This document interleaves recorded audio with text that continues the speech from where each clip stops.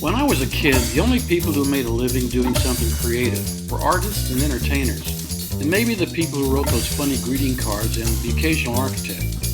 But for the most part, people worked in businesses that were about staying well inside defined boxes. Later, as it became harder to tell one corporation from another, companies started asking their employees to think outside those boxes. To most people, this meant working longer hours. Then the internet landed on everybody's desktop and knowledge became a commodity, which leveled the playing field big time. And the businesses who reaped the biggest rewards turned out to be those who made creativity the cornerstone of who they were and what they did.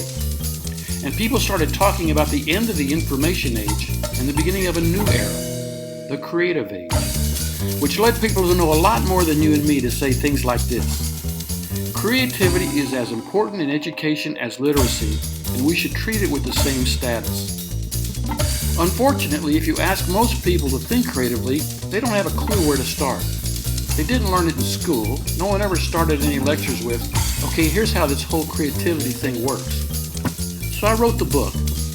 Having spent most of my professional life leading creative departments in major advertising agencies, from Austin to Chicago to San Francisco, creativity has been at the center of everything I've ever done.